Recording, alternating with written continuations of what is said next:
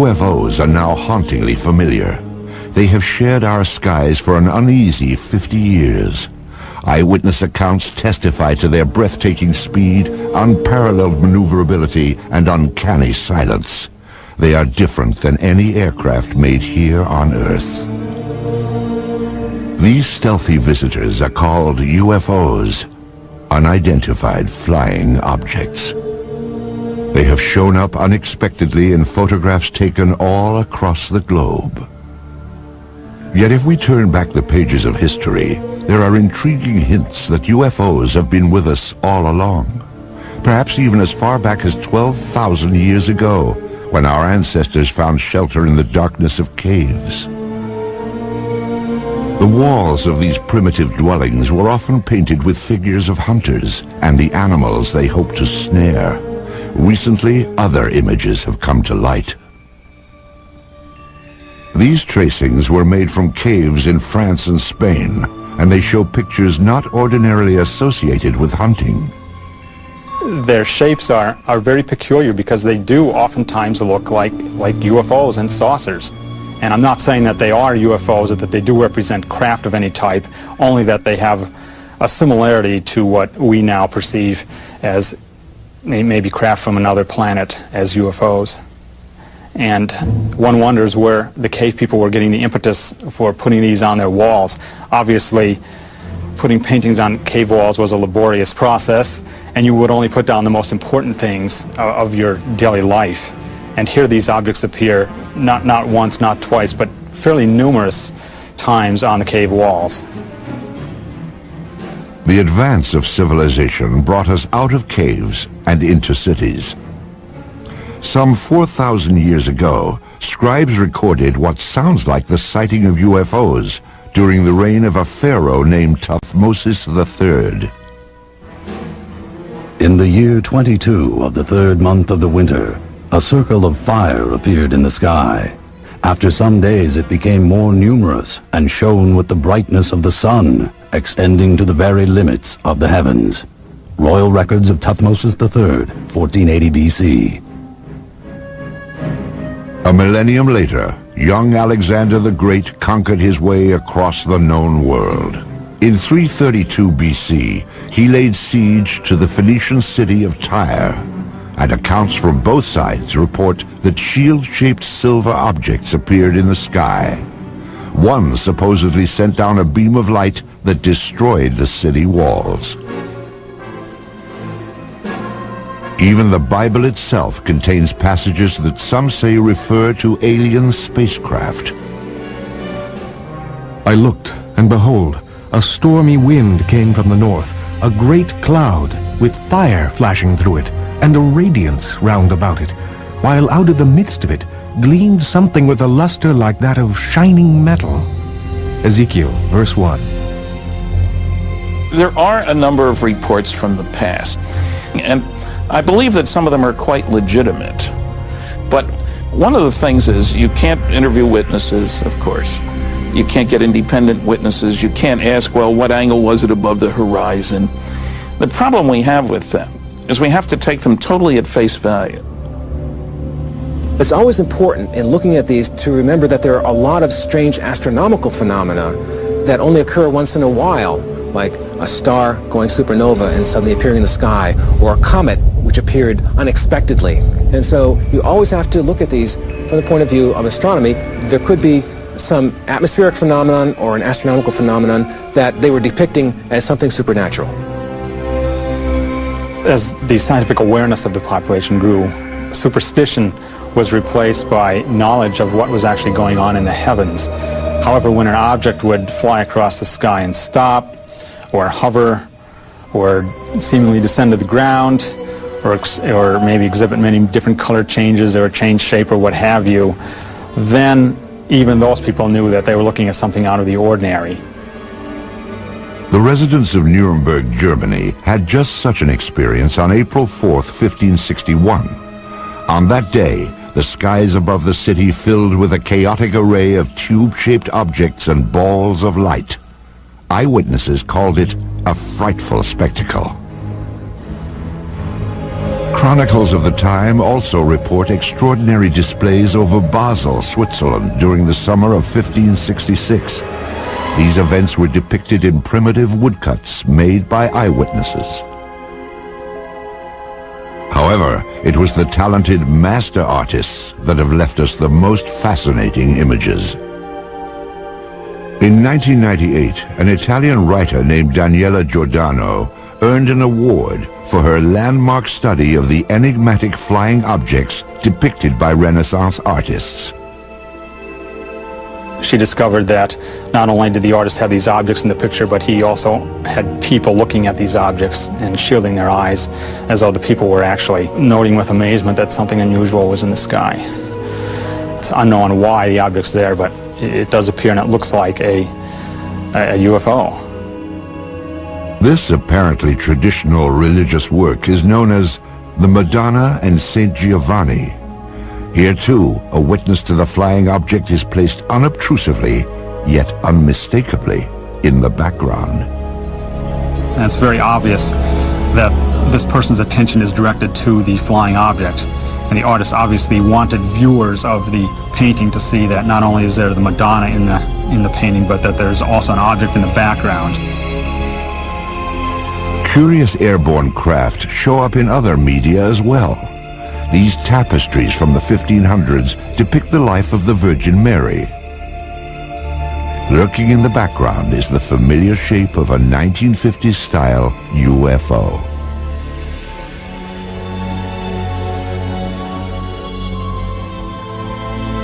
This fresco from a 14th century monastery in Kosovo prominently features what appears to be a flying vehicle.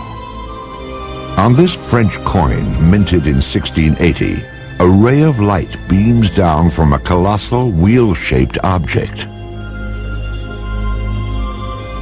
Sporadic sightings continue to be recorded for the next 250 years.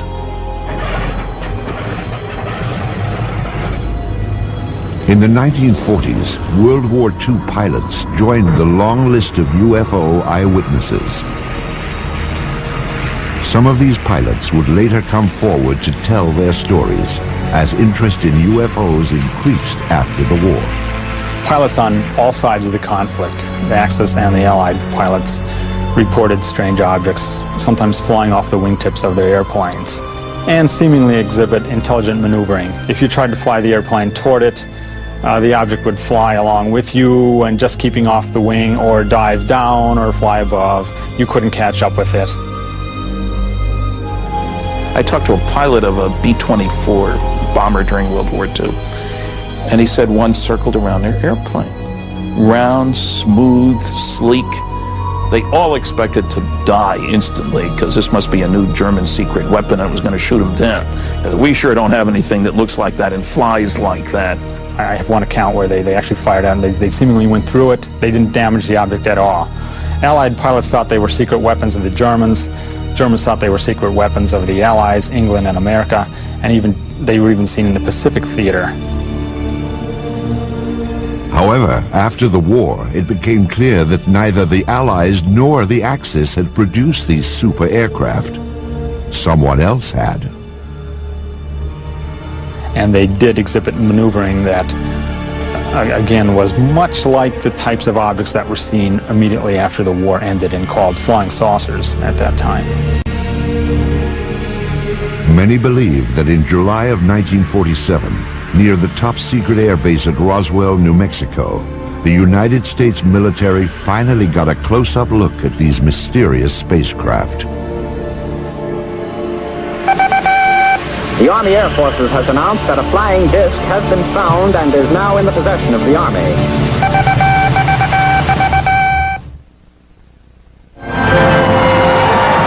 In the fall of 1945, American boys came home to a hard-earned welcome. They had faced unspeakable horrors. Now they would head for suburbia and get started on the baby boom. At the same time, another new era was dawning, the age of flying saucers. The enigmatic spacecraft that had appeared from time to time through the centuries would now take center stage. The age of innocence was over. The wave of modern UFO sightings began simply, with no photos, no radar returns, and no physical evidence. Just a story told by one man at the right time in history. Kenneth Arnold was a 32-year-old successful businessman on the summer day that his sighting took place. He sold firefighting equipment and flew his own light plane.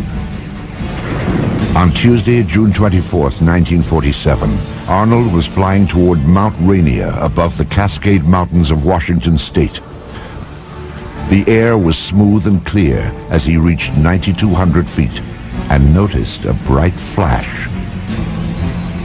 To the left and north of Mount Rainier, Arnold saw what he described as 9 unusual aircraft flying at over 1,200 miles per hour. As they passed the mountain, the objects were outlined against the snow. They traveled in a V formation and skittered across the sky in such a way that Arnold said they resembled a saucer skipping across water. Arnold first told his story upon landing at the Yakima, Washington airport. He sketched a series of diagrams to illustrate what he had seen. What he drew was shaped like a crescent, 50 feet long and only 3 feet thick. It had a rounded point in the rear. When seen edge on, he reported, it looked like a black line. It wasn't long before the story of Arnold's sighting startled the world. The newspapers quickly coined a name for Arnold's skipping discs. The name was Flying Saucers. Kenneth Arnold was soon to enjoy a celebrity status. The author of a book and the subject of magazine cover stories, he was looked upon as a combination of space-age visionary and screwball eccentric. The press would anoint him the man who started it all.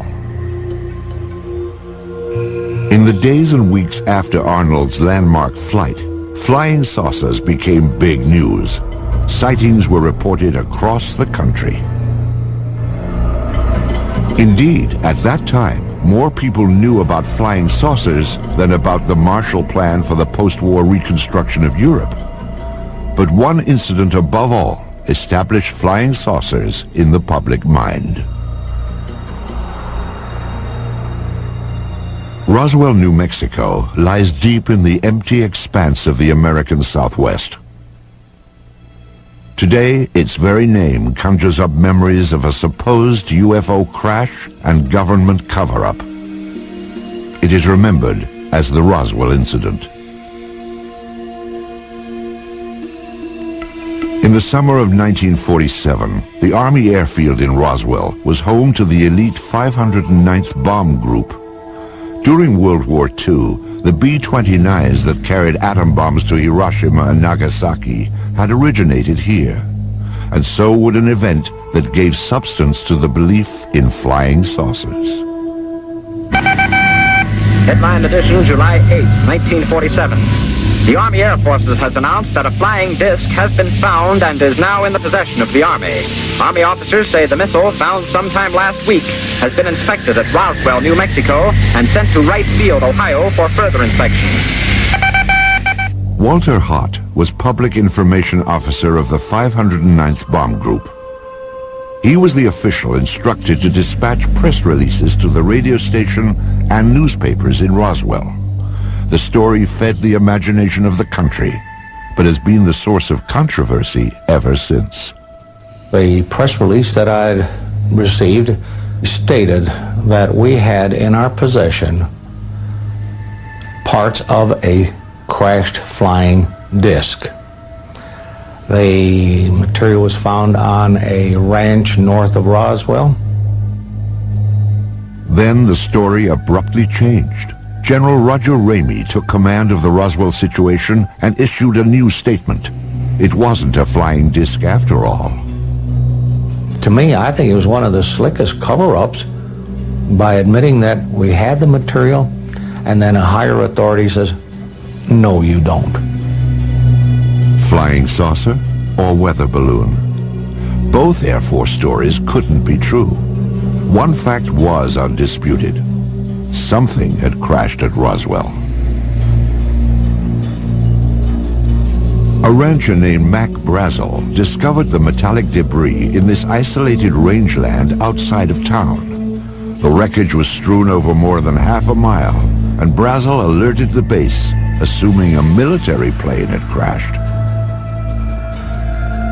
Jesse Marcel Jr. recalls that his father, the intelligence officer at the Roswell Army Airfield, had been dispatched to the debris site to determine what had crashed there.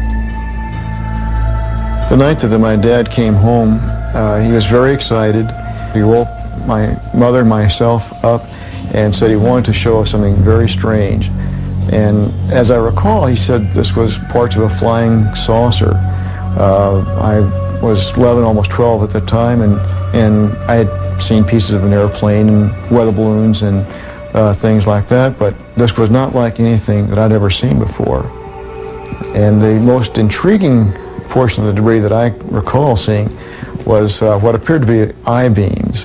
When I looked at this with the light reflecting on it, I noticed what appeared to be some symbols or writing along the inner surface of this I-beam. And the implication was this was something that came from some other planetary system. Author Kevin Randall researched the Roswell incident and learned more about the debris Major Marcel had collected.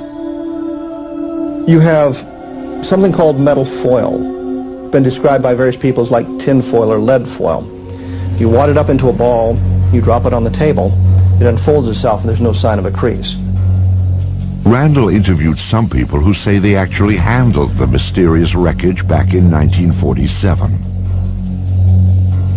It was all wadded up when he dropped it, and when he dropped it on the table and it hit the table, it spread out just like it was water. And so they all started holding it and playing with it, and they were trying to cut it with their knives, and they tried to burn it with their lighters, and they couldn't do any damage to it at all. There were also rumors of a second crash site with even more stunning discoveries. Frankie Rowe's father said that the fire department was called to the scene. There he had observed nothing less than actual extraterrestrial beings. They'd gotten a call on what they thought was a plane crash about 30 miles north of Roswell. And when they got out there, it was not an airplane. He said it was a flying saucer that had crashed. And there were what he called little people. And he said one of them was still alive. That there were two that were covered up laying on the ground. And he said they had been covered up, it looked like with body bags. And the one that was walking around there didn't appear to be hurt. Through his research, Kevin Randall has established what he believes happened next. According to a number of the eyewitnesses, the craft and the bodies were taken to Hangar 84 at the Roswell Army Airfield, where they were held for a period of time before the various flights were initiated and sent out of Roswell. Randall believes that crates containing the alien bodies and flying saucer wreckage were shipped out of the heavily guarded Hangar 84, never to be seen again. When the Air Force produced one meager weather balloon at the Roswell crash debris, many concluded it was part of a cover-up. In the 50s, there was the belief that the U.S. Air Force had proof of some sort that these were alien spaceships and was covering it up to prevent panic. There obviously was a cover-up of this accident, because years later my dad said he was actually part of the cover-up because he went along with the weather balloon story. Indeed, according to Marcel, his father revealed that he had been ordered to pose with wreckage from a weather balloon. My dad explained to my mother that this was a non-event. Don't even discuss it with your friends. Don't talk about it. I was a true Air Force brat. I believed in following the orders, you know. He didn't want me to talk about it, so we did not talk about it. These people were visited by military authorities They were told to keep quiet.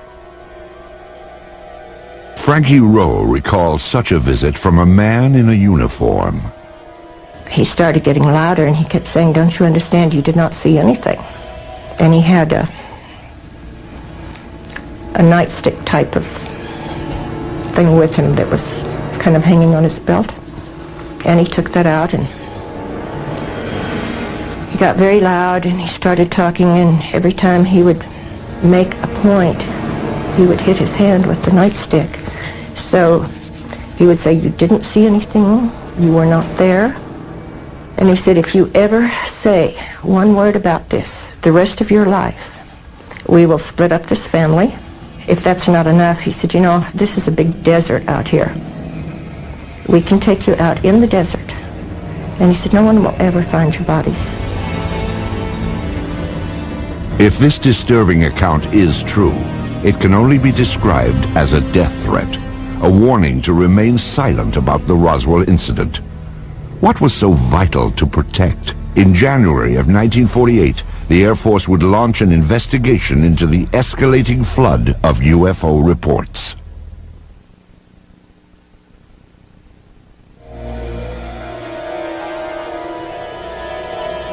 Something crashed at Roswell, New Mexico.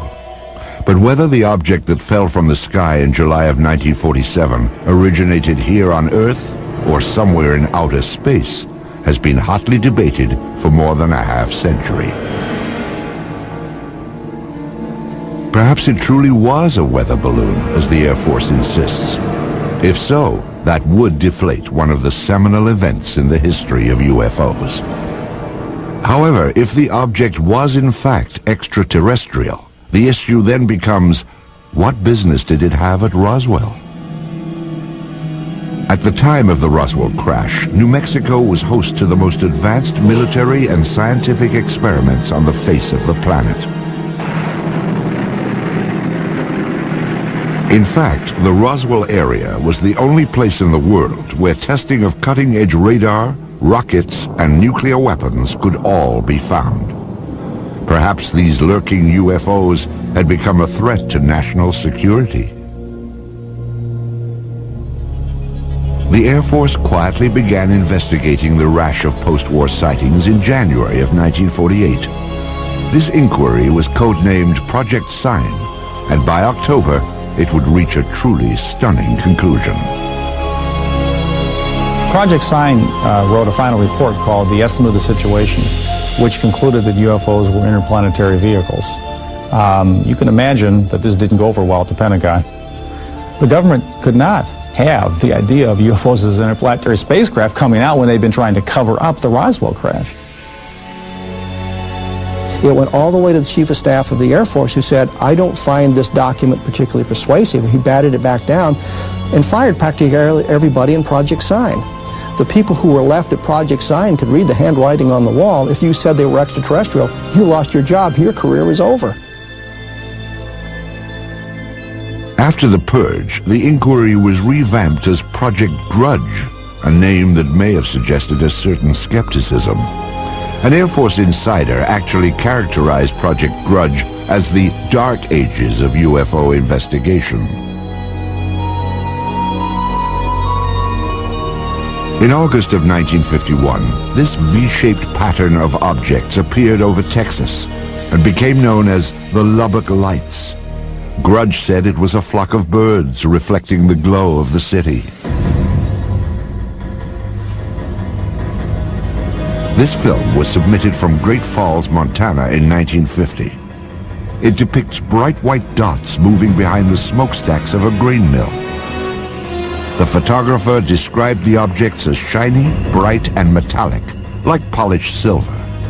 Project Grudge concluded that they were F-94 Air Force interceptors landing nearby. After 3 years of debunking UFO reports, Grudge was reorganized into the supposedly more objective Project Blue Book. Blue Book became the focus for public attention and press attention. But it was never scientific, it was never comprehensive. They didn't have radar, they didn't have computers, they didn't have people ready to go up, in aircraft with instruments to monitor UFO sightings. Typically, an officer, a sergeant, several secretaries, their job was primarily to try to tell us that there was nothing to flying saucers. Major Hector Quintanilla Jr. became Blue Book director in 1963. The objectives of the program are twofold. They're the same as they have been since 1953 when the regulation was written. First of all, to try to determine if the UFO phenomena presents a threat to the security of the United States. And second, to determine if the UFO phenomena exhibits any technological advances which could be channeled into research and development. Many of the UFO reports were easily explainable as atmospheric anomalies, like this saucer-shaped lenticular cloud formation. The man who shot this film, a Navy officer and aerial photographer, claimed he saw these objects up close before getting out his camera.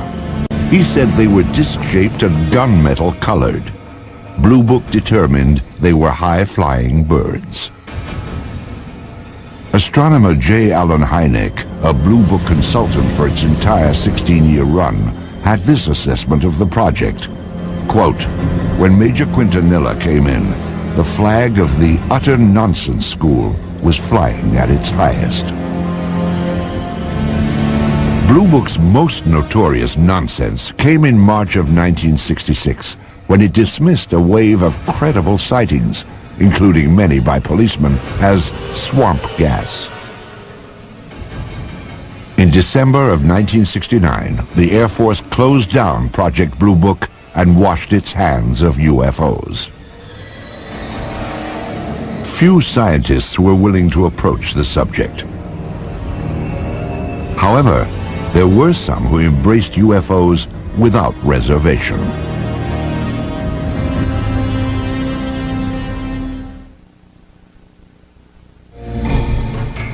During the 1950s, the Air Force stood by its finding in the Roswell case. The crash was nothing more than a weather balloon. But newsreels show a public that continue to watch the skies, hoping to glimpse a spacecraft. Suddenly, people from coast to coast began seeing UFOs. What followed was a popular movement that embraced flying saucers and the spacemen who flew them.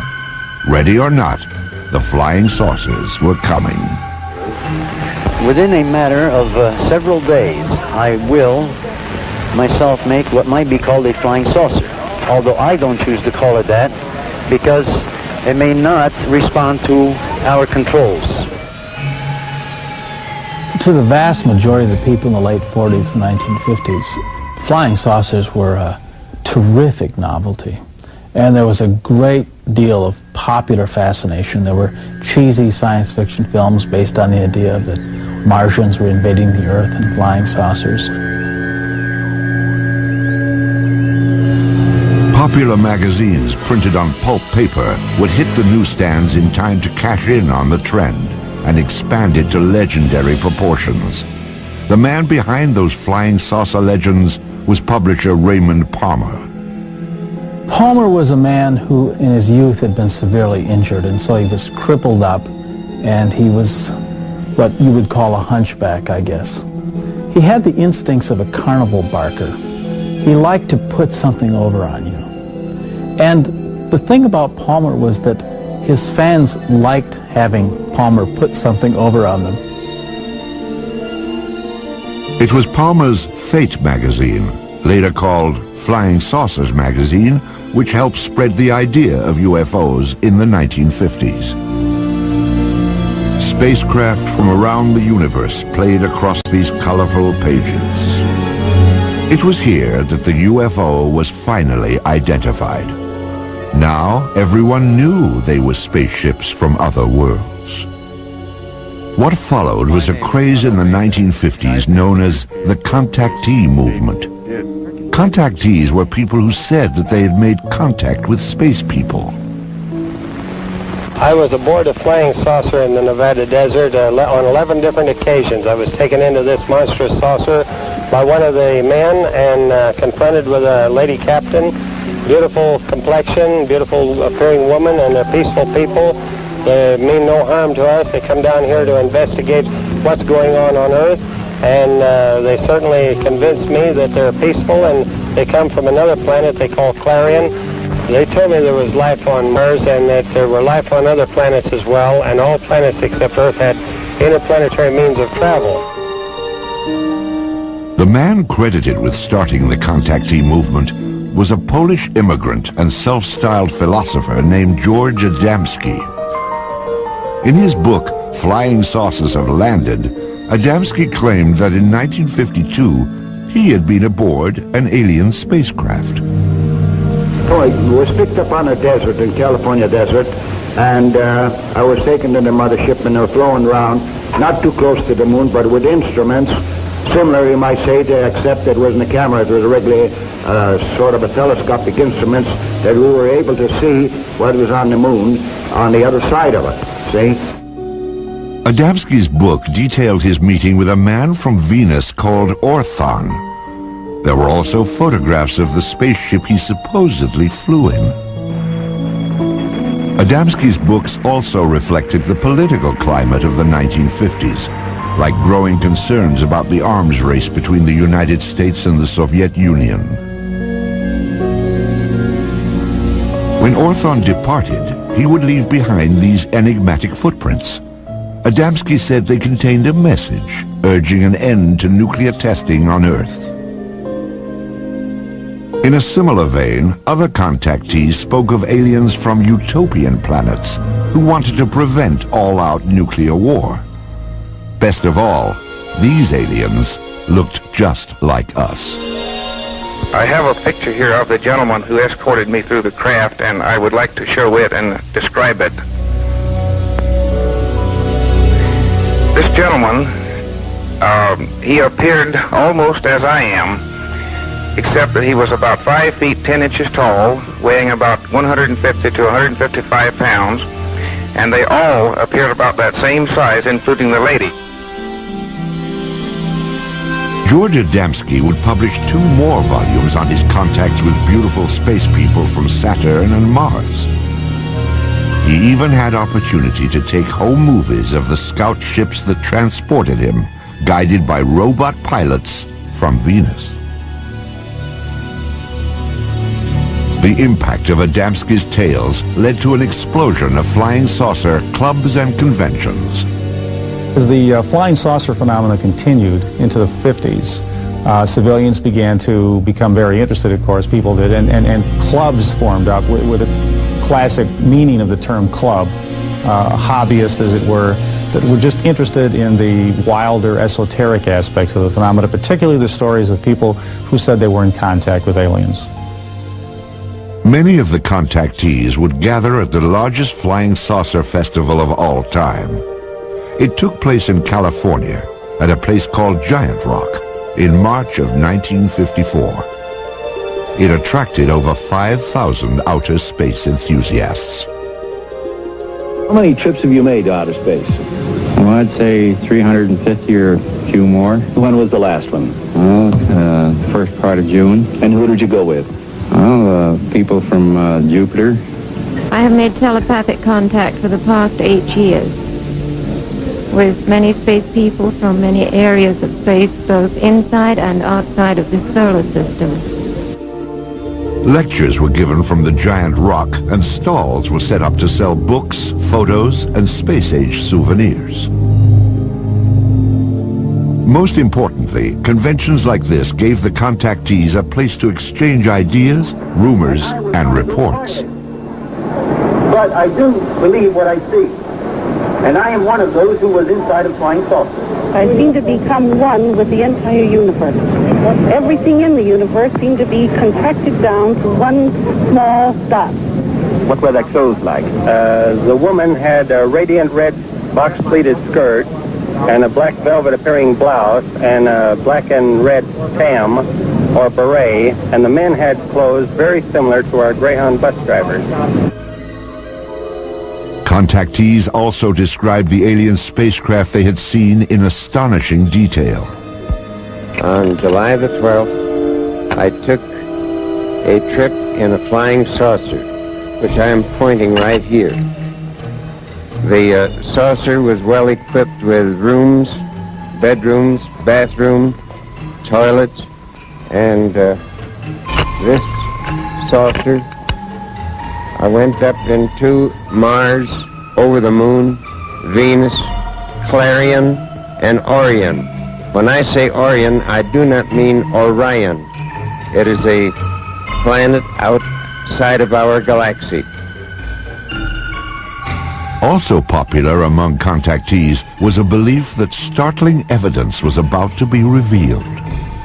We are going to see more and more of these visitors from space, and that before too long, the evidence will be incontrovertible, that you will have on your TV screens and on your movie screens concrete evidence that the ships are here and that they are real and they're not fantastic things which have been cooked up to make a movie. The contactee wave of the 1950s was a light-hearted sideshow to the UFO phenomenon. However, during this same period, photographs began to surface that suggested UFOs were no joke and had to be taken seriously.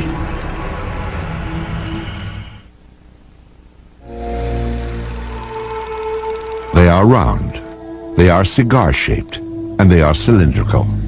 Some appear to be sleek and smooth, as if made of stainless steel, while others appear bolted together from some alien cast iron.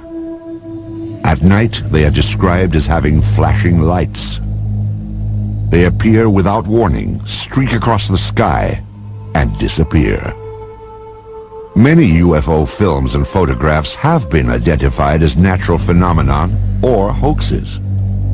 But some UFOs appear in photos when we least expect them and defy explanation. UFO photo cases are tantalizing because they're some type of what you might think of as objective proof. The UFO phenomenon is ephemeral, and normally all we have are reports of witnesses on a piece of paper on a tape recorder.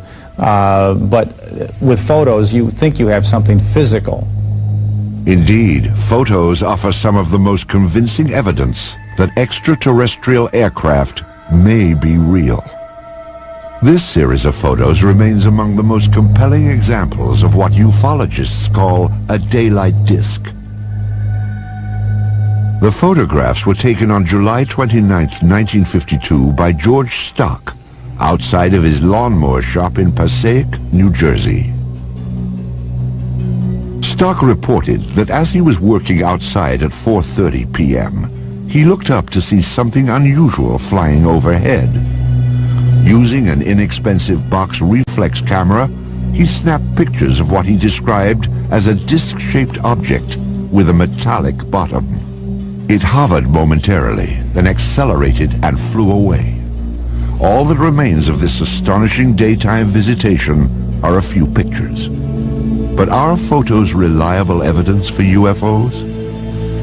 Dr. Bruce Maccabee is an optical physicist employed by the United States Navy. His official research involves high-energy space lasers, but his interest also lies in the detailed analysis of UFO photographs.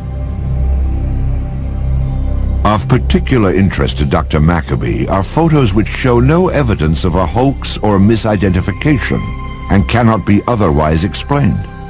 One such case began at a farm in rural Oregon in 1950. These are two photos taken by a farmer and his wife in 1950 in McMinnville, Oregon. Here's the first photo and here's the second, and we'll get a little bit of a blow-up on these. Using image enhancement equipment, Maccabee brings into focus the startling photographs that were taken in the early evening with a simple camera. You can see that it's an oval object with a little thing on the top, like a little protrusion at the top of it. This is obviously a hoax of the real thing. There's no halfway point. You can see the image clearly enough to see that it's not a bird or plane or Superman. So the next question is, what could it be? And if we go back over here, we can see that there are electrical wires right up above the object, looking again at the blow-up. And now the question is there any evidence of a suspension underneath the wires? A contrast-enhanced version of the Oregon photo reveals minute scratches that Maccabee must distinguish from a string or line that might have been attached to the object to suspend it for a hoax. No one has found any evidence of a line going up above the object. There is a possibility that this thing might have been thrown and photographed, except that the image is not blurred by motion. Agents of the Air Force and FBI questioned the couple who took this picture, and authorities later confiscated a copy held by the local newspaper. No one has yet explained why. This photograph is another of the more credible UFO pictures ever taken. It was snapped in Brazil by a government survey team in 1958. A Brazilian naval photographer on a ship was there with the rest of the men when they saw an object shaped like Saturn, in other words, an object with a ring around it, flying toward an island that they were near, Trinidad Island, flying around the island and then taking off in the distance. And he snapped 4 or 5 or so or more photos of the object with literally dozens and dozens of witnesses.